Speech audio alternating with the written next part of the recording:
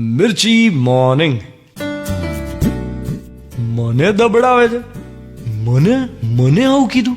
એની હેસિયત શું છે? મારી સાથે આ રીતે વાત કરી જ કેવી રીતે શકે? મારી સાથે આપણને કેટલું બધું લાગી આવે નહીં? નાની નાની વાતમાં આપણા નામ સાથે આપણે કેટલા બધા અટેચ છીએ.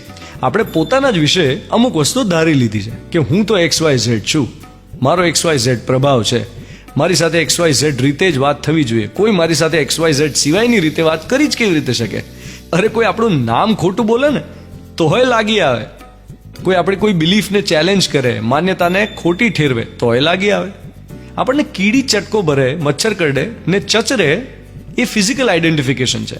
અને કોઈ ઇન્સલ્ટ કરે અને આપણને વારંવાર અંદર એ ઇન્સલ્ટ ડંખ્યા કરે એ સાયકોલોજીકલ આઈડેન્ટિફિકેશન છે. આ ઓનર કિલિંગ ક્યાંથી આવ્યું? અમારી કાસ્ટમાં તો આમ જ થાય, અમારી જ્ઞાતિમાં તો આમ ન જ થાય. આવી માન્યતાઓ લોકોના જીવ લઈ લે છે. કેટલાયના લવ મેરેજ નથી થતા, અંદર ને અંદર મુરઝાયા કરે છે.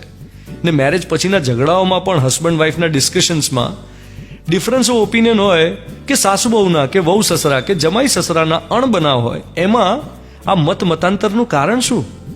હું જ સાચો એવી મનોવૃત્તિ. અમારામાં આમ જ થાય, આ અમારામાં આમ જ થાય વૃત્તિને છોડવી બહુ અઘરી છે.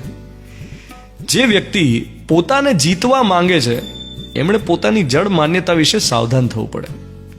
અમારામાં આમ જ થાય આ વાક્યને બદલવું પડે.